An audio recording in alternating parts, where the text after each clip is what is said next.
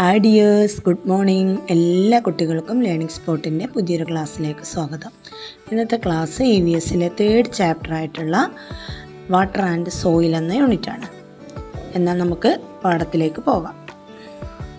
മക്കളെ, എന്താണ് ഇവിടെ എഴുതിയിട്ടുള്ളത്? Please don't waste. എന്താണ് അങ്ങനെ പറഞ്ഞാൽ പാഴാക്കരുത് അല്ലേ? എന്താ പാഴാക്കരുതെന്ന് പറയുന്നത്? അവിടെ എന്തിൻ്റെ ചിത്രമാണ്? Water pipe burst in the city road filled with water അല്ലേ? എന്താണ് പറഞ്ഞാൽ എന്താണ്?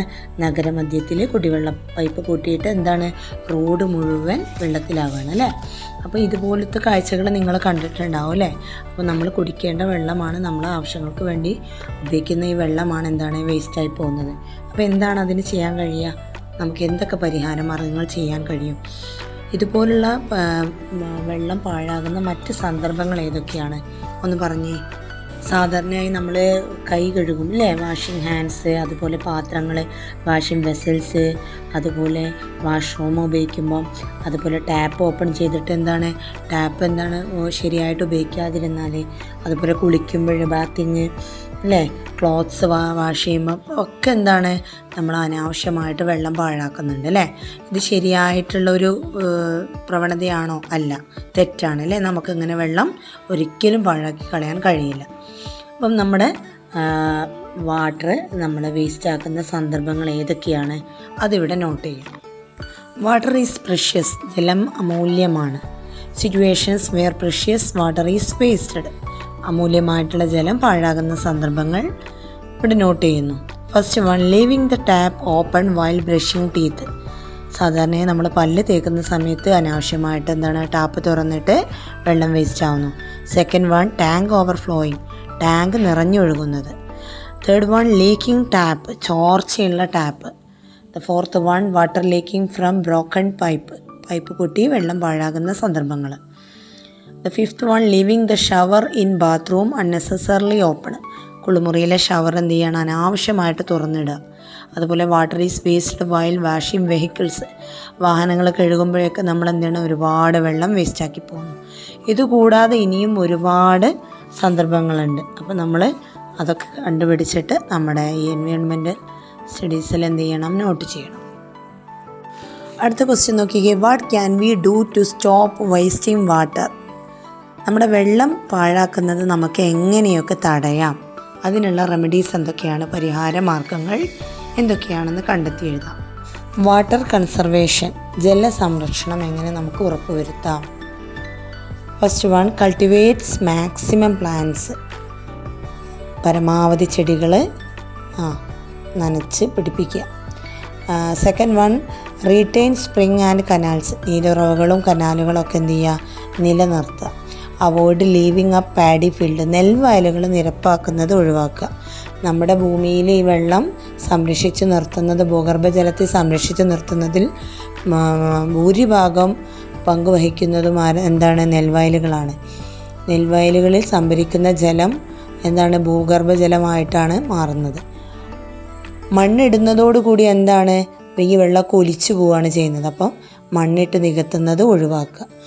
Never use tap water directly to wash vessels, പാത്രങ്ങൾ കഴുകാൻ ഒരിക്കലും ടാപ്പ് വെള്ളം നേരിട്ട് ഉപയോഗിക്കാതെ നമ്മളൊരു വെസൽസ്, ഒരു പാത്രത്തിലേക്ക് വെള്ളം എടുത്തിട്ട് കഴുകുക.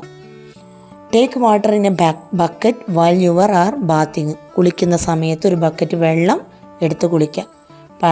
കുളി കഴിയുന്നത് വരെ ടാപ്പ് തുറന്നുപയോഗിക്കാതെ ബക്കറ്റിലേക്ക് വെള്ളം എടുക്കുക. Keep the well and premises clean, കിണറും പരിസരവും എപ്പോഴും വൃത്തിയായി സൂക്ഷിക്കുക. എങ്കിൽ മാത്രമേ നമുക്ക് ശുദ്ധജലം ലഭിക്കുകയുള്ളൂ. Store the rain water as far a possible in the compound itself, മഴവെള്ളം പരമാവധി കോമ്പൗണ്ടിൽ തന്നെ സംഭരിക്കുക, ഒഴുകി പോവാതെ നോക്കുക. Close the water tap at right time, അതിൻ്റെ ഉപയോഗം നിയന്ത്രിച്ചുകൊണ്ട് ജലസംരക്ഷണം ഉറപ്പുവരുത്തുക. കറക്റ്റ് ടൈമിൽ ടാപ്പ് അടക്കുക. പ്രിവെൻറ്റിങ് വാട്ടർ പൊല്യൂഷൻ, ജലമലിനീകരണം തടയുക. ഉള്ള ജലത്തെ ശുദ്ധമായിട്ട് സംരക്ഷിക്കുക. പുഴയായാലും കുളമായാലും മലിനീകരണം തടഞ്ഞിട്ട് ജലസംരക്ഷണം ഉറപ്പുവരുത്തുക. ഇത്രയും കാര്യങ്ങളാണ് വാട്ടർ കൺസർവേഷനിൽ പറഞ്ഞിട്ടുള്ളത്. നമുക്ക് തന്നിട്ടുള്ള നമ്മുടെ ഭൂമിയിലുള്ള ജലത്തെ നമ്മൾ ശരിയായ രീതിയിൽ സംരക്ഷിച്ച് നിലനിർത്തുക. Water purification, how does the muddy rain water go clean when it reaches the well? മണ്ണിൽ വീണ് കലങ്ങിയ മഴവെള്ളം കിണറ്റിലേക്ക് എത്തുമ്പോൾ തെളിഞ്ഞു വരുന്നത് എങ്ങനെയാണ്? A part of the rain water seeps into the soil. അല്ലേ, ഒരു ഭാഗം എന്താണ് മണ്ണിലേക്ക് താഴോട്ട് അരിച്ചിറങ്ങുന്നുണ്ട്. It filters down through the soil. This become ground water and reaches the well and other water source. അത് ഉറവയായിട്ട് കിണറ്റിലും മറ്റ് ജലസ്രോതസ്സുകളിലും എത്തുന്നു. അല്ലേ, മഴ പെയ്തിട്ട് വെള്ളം എന്ത് ചെയ്യുന്നു, താഴോട്ട് അരിച്ചിറങ്ങുന്നു. ജലശുദ്ധീകരണത്തെക്കുറിച്ചാണ് ഇവിടെ പറയുന്നത്. അല്ലേ, കലങ്ങിയ വെള്ളം മണ്ണിലെത്തിയതിന് ശേഷം എന്താണ് അരിച്ചിറങ്ങി കിണർ വെള്ളത്തിൽ എന്താണ് ശുദ്ധമായ കിണർ വെള്ളമാണ് നമുക്ക് കിട്ടുന്നത്. നെക്സ്റ്റ് ഒരു എക്സ്പെരിമെൻ്റ് ആണ് turning muddy water into clear water. അതായത് കലക്ക വെള്ളത്തെ നമുക്ക് തെളിനീരാക്കാം എന്നൊരു experiment. Take 3 coconut shells and make a hole each in them. 3 ചിരട്ടകൾ എടുത്തിട്ട് ഓരോന്നിലും ദ്വാരമിടുക. Place cotton or cloth over the hole. ദ്വാരമിട്ട ഭാഗത്ത് എന്ത് ചെയ്യുക, പഞ്ഞിയോ കോട്ടൻ്റെ തുണിയോ വയ്ക്കുക. അതിലെന്താണ് നമ്മൾ ഫില്ല് ചെയ്യേണ്ടത്? ഫിൽ ഗ്രാവൽ, ചരൽ, സാൻഡ്, മണൽ ആൻഡ് കോക്കനട്ട് ഷെൽ, ചാർക്കോൾ, ചിരട്ടക്കരി. In each of the shell, 3ലും അടുക്കടുക്കായി വയ്ക്കുക. Arrange it over glass as shown in the picture. ചിത്രത്തിൽ കാണിച്ചതുപോലെ ഗ്ലാസ്സിന് മുകളിൽ തട്ടായിട്ട് വേണം വയ്ക്കാൻ. Now pour muddy water into coconut shell at the top. ഇനി എന്ത് ചെയ്യണം, മുകളിലുള്ള ചിരട്ടയിൽ കലങ്ങിയ വെള്ളം ഒഴിച്ചു കൊടുക്കുക. ഇവിടെ ഒരു ചിത്രം കൊടുത്തിട്ടുണ്ട് അല്ലേ. What did you find out? എന്താണ് നിങ്ങളെ പരീക്ഷണം എക്സ്പെരിമെൻ്റ് ചെയ്തപ്പോൾ കണ്ടെത്തിയത്? Write in your environmental science diary. അതെൻ്റെ പരിസര പഠന പുസ്തകത്തിൽ എഴുതൂ. ഇതേ രീതിയിലാണ് നമ്മുടെ മഴവെള്ള സംഭരണികളിലൊക്കെ എന്ത് ചെയ്യുന്നത്, ജലം അരിച്ചെടുത്ത് ശുദ്ധജലമാക്കുന്നത്. ഇതേ രീതിയാണ് പിന്തുടരുന്നത്. ഇവിടെ ഒരു എക്സ്പെരിമെൻ്റ്, അതിൻ്റെ പ്രൊസീജിയറും അതിന് ചെയ്യുന്ന വിധമൊക്കെ കൊടുത്തിട്ടുണ്ട്. അത് ജസ്റ്റ് ഒന്ന് വായിച്ചു നോക്കുക.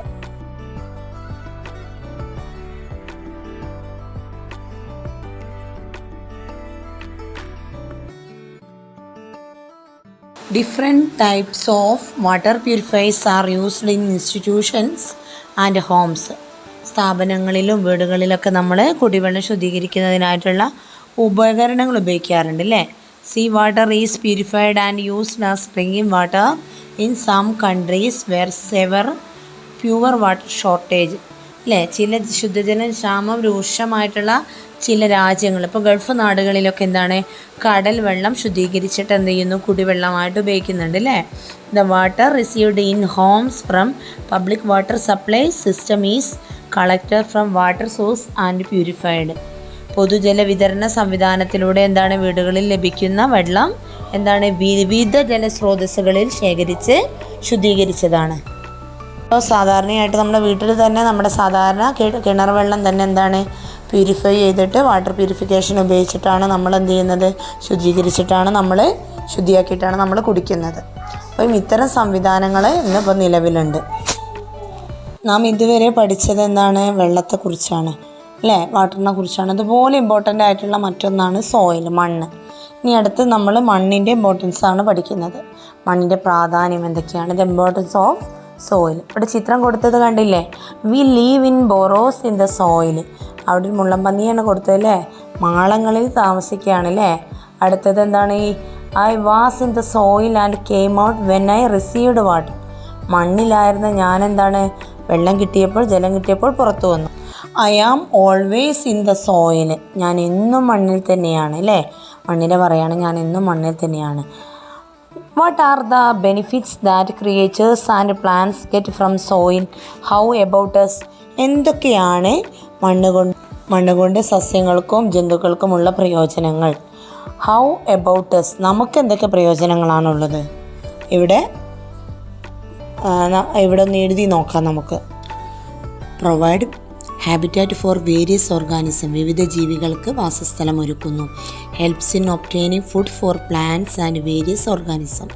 സസ്യങ്ങൾക്കും വിവിധ ജീവികൾക്കും ആഹാര സമ്പാദനത്തിന് സഹായിക്കുന്നുണ്ട്. അതുപോലെ സസ്യങ്ങൾ soil and burrows provide protection and shelter to organism. ജീവികൾക്ക് മണ്ണും മാളങ്ങളും എന്ത് ചെയ്യുന്നു? സംരക്ഷണവും അഭയവും നൽകുന്നു. ഒരുപാട് ജീവികൾക്ക് അഭയസ്ഥാനം വീട് നൽകുന്നത് എന്താണ്? മണ്ണാണ്. Soil helps plants to grow and keep their roots strong. സസ്യങ്ങൾക്ക് വളരുവാനും അവയുടെ വേരുകൾ ഉറപ്പിച്ച് നിർത്തുവാനൊക്കെ സഹായിക്കുന്നത് എന്താണ്? സോയിലാണ്. Soil play crucial role in climate regulation. കാലാവസ്ഥാ നിയന്ത്രണത്തിന് നിർണായക പങ്ക് വഹിക്കുന്നു.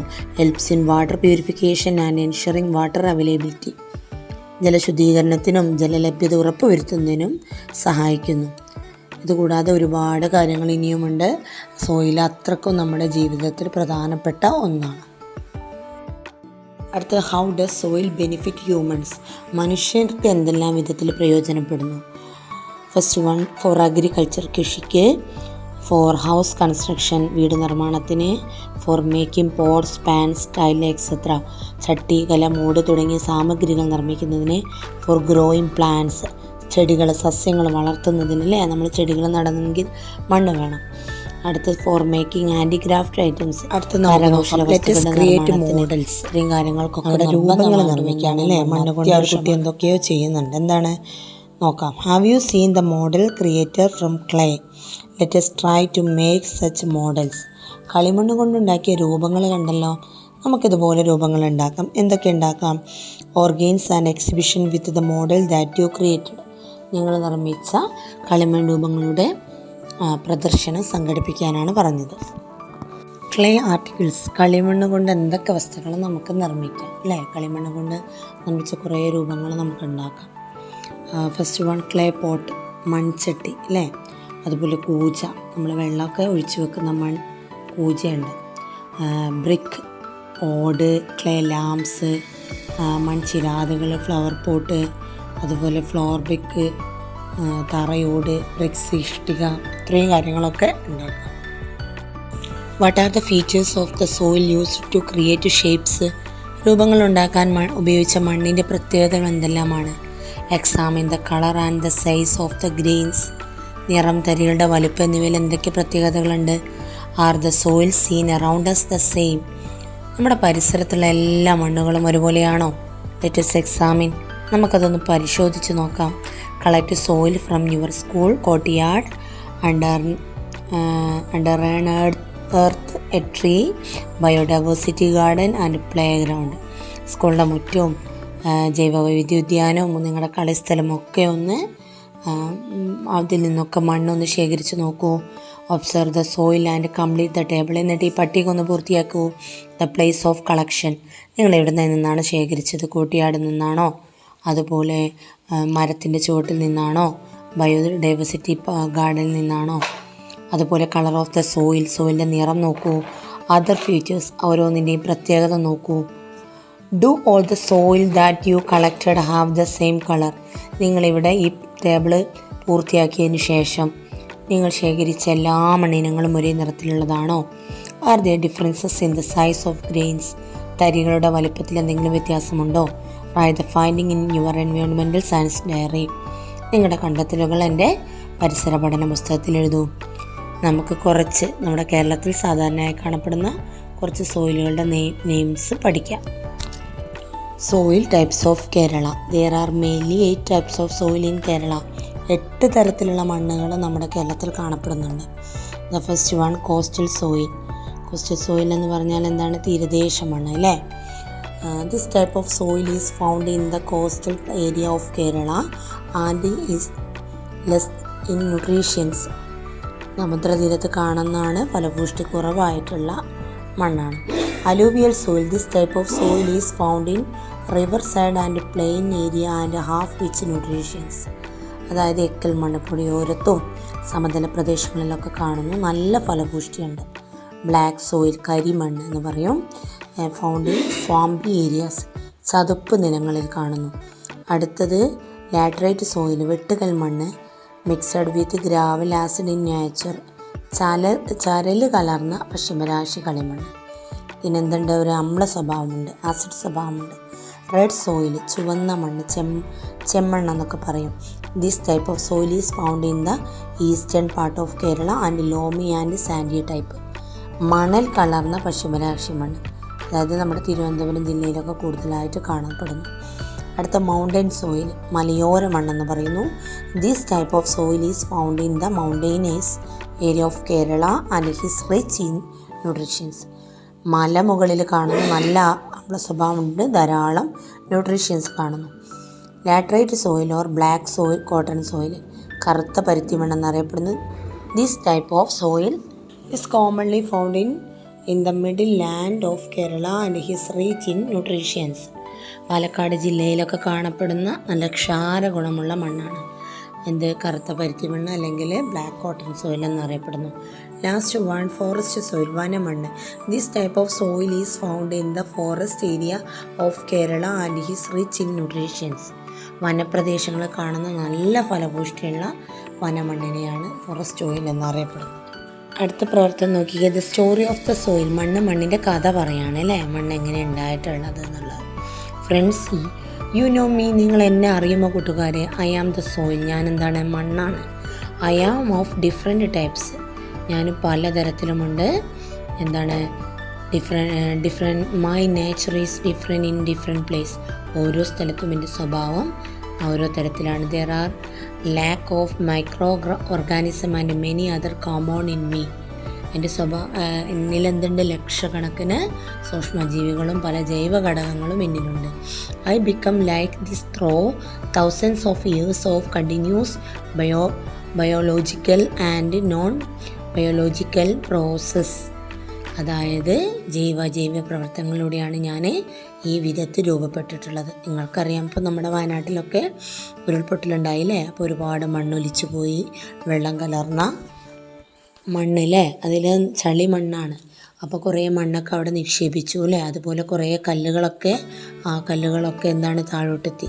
കുറേ കാലം കഴിഞ്ഞാൽ ആ കല്ലുകൾക്കൊക്കെ എന്ത് ചെയ്യും?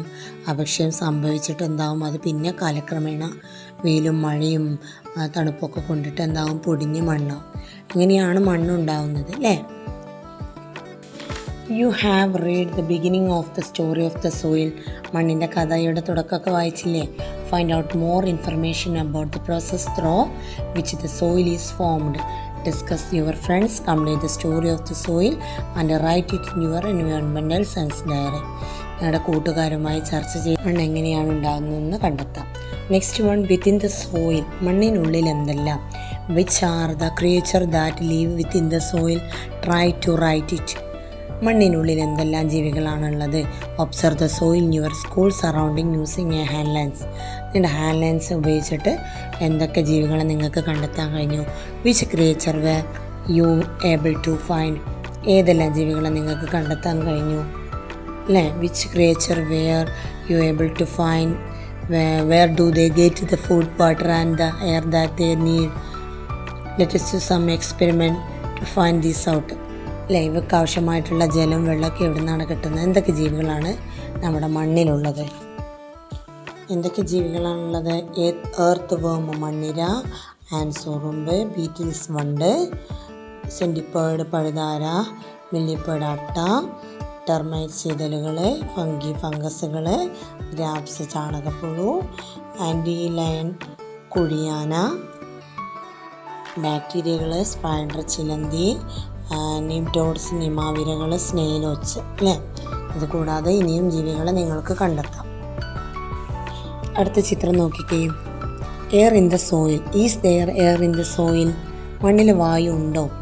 Take some dried clumps of soil, take some water in a glass and put the soil clumps in it. അതായത് എന്താണ് ഇവിടെ പറയുന്നത്? ഡ്രൈഡ് ക്ലംസ് ഓഫ് സോയിൽ, ഏതാനും ഉണങ്ങിയ മൺകട്ടകൾ എടുത്തിട്ട് ഒരു ഗ്ലാസ്സിൽ വെള്ളം എടുത്തിട്ട് എന്ത് ചെയ്യുക? അതിലേക്ക് മൺകട്ടകൾ ഇടുക.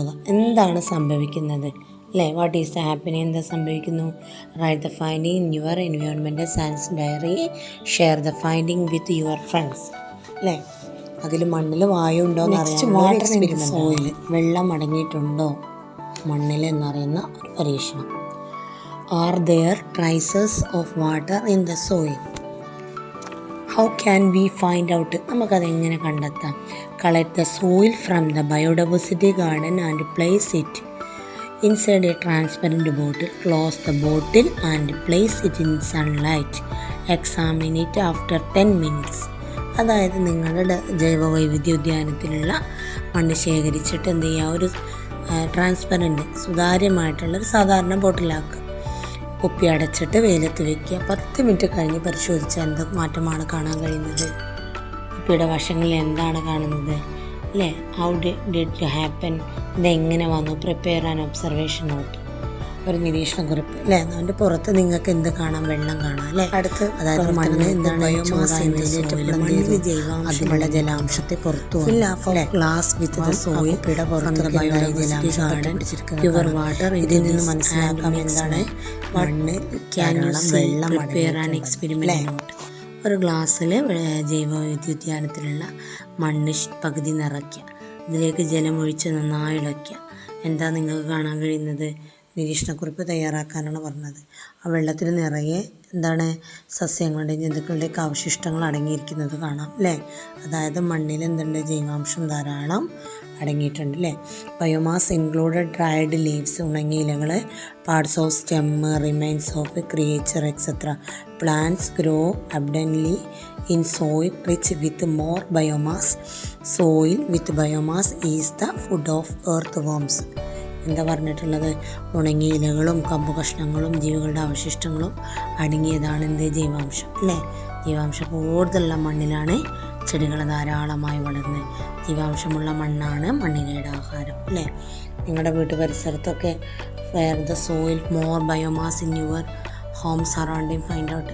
വീട്ടു പരിസരത്ത് എവിടെയാണ് കൂടുതൽ ജീവാംശമുള്ള മണ്ണുള്ളതെന്ന് കണ്ടെത്തി നിങ്ങളുടെ സയൻസ് ഡയറിയിൽ എഴുതൂ. ലാസ്റ്റ് പേജ് നോക്കൂ, അവിടെ ഒരു ചിത്രം കാണുന്നു. എന്താണ് നിങ്ങൾ ആ ചിത്രത്തിൽ കാണുന്നത്? കുറേ ആളുകൾ എന്ത് ചെയ്യുക, അവിടെ ക്ലേ മോഡൽസ് ഉണ്ടാക്കുന്നുണ്ട്. അതുപോലെ മരങ്ങളും കുളവും പക്ഷികളും ഒക്കെ കാണുന്നുണ്ട്, നെൽവയലുകളൊക്കെ കാണുന്നുണ്ട് അല്ലേ. അവിടെ പറഞ്ഞു നോക്കൂ. There are lakhs of creatures within and outside the soil. മണ്ണിനകത്തും പുറത്തുമായി വലുതും ചെറുതുമായ ലക്ഷക്കണക്കിന് ജീവികളുണ്ട്. Plants grow by absorbing water and minerals from the soil. മണ്ണിൽ നിന്ന് സസ്യങ്ങൾ എന്ത് ചെയ്യുന്നു? ജലവും പോഷകങ്ങളും വലിച്ചെടുത്ത് വളരുന്നു അല്ലേ. Creatures including human beings depend on the soil for many purpose. മനുഷ്യനുൾപ്പെടെയുള്ള ജീവികളെല്ലാവരും വിവിധ ആവശ്യങ്ങൾക്കായിട്ട് എന്ത് ചെയ്യുന്നു? മണ്ണിനെ ആശ്രയിക്കുന്നു അല്ലേ. അപ്പോൾ നമ്മൾ എന്താ ചെയ്യേണ്ടത്? We can survive only by protecting the soil from pollution and preserving it from loss of fertility. അതായത് മണ്ണ് മലിനമാകാതെ നമ്മൾ എന്ത് ചെയ്യണം? മണ്ണിനെ സംരക്ഷിക്കണം. അതിൻ്റെ ഫലപുഷ്ടി നഷ്ടപ്പെടാതെ സംരക്ഷിച്ചെങ്കിൽ മാത്രമേ നമുക്ക് നിലനിൽപ്പുണ്ടാവുള്ളൂ അല്ലേ. അപ്പോൾ നമ്മൾ ഇന്ന് കാണുന്ന പ്രവണത എന്താണ്? മരങ്ങളൊക്കെ നശിപ്പിക്കുകയാണ്, മലകളൊക്കെ ഇടിച്ച് നിരത്തുന്ന ഒരു പ്രവണതയാണ് ഇന്ന് കാണുന്നത്. അപ്പോൾ ഇതിനൊക്കെ എതിരെ നമ്മൾ ധാരാളമായിട്ട് പ്രതികരിക്കണം. നമുക്ക് ചെയ്യാൻ പറ്റുന്നത് ചെയ്യണം. ഒരു മരം മുറിച്ച് കഴിഞ്ഞാൽ എന്താണ്? 2 മരം നമ്മൾ വെച്ച് പിടിപ്പിക്കണം അല്ലേ. നമ്മുടെ വീടിനും നമ്മുടെ സ്കൂളിനും പരിസരത്തുമെല്ലാം. അതുപോലെ നമ്മുടെ മണ്ണും ജലവും അതുപോലെ നമ്മൾ സംരക്ഷിക്കണം. എങ്കിൽ മാത്രമേ നമ്മുടെ കുട്ടികളായ നമുക്കുമൊക്കെ ഇനി നിലനിൽക്കണമെങ്കിൽ നമ്മുടെ ഭൂമിയിൽ ഇതെല്ലാം അവശേഷിച്ചെങ്കിൽ മാത്രമേ നമുക്കിനി നിലനിൽപ്പുള്ളൂ. അപ്പം ഇന്നത്തെ ക്ലാസ് ഇവിടെ കഴിയുകയാണ്. നിങ്ങൾക്ക് ഇന്നത്തെ ക്ലാസ്സിൽ ഒരുപാട് കാര്യങ്ങൾ മനസ്സിലായിട്ടുണ്ടെന്ന് ഞാൻ കരുതുന്നു. അടുത്ത ക്ലാസ്സിൽ നമുക്ക് പുതിയൊരു പാഠവുമായിട്ട് യൂണിറ്റുമായി നമുക്ക് കാണാം. എല്ലാ കൂട്ടുകാർക്കും താങ്ക്സ് ഫോർ വാച്ചിങ്.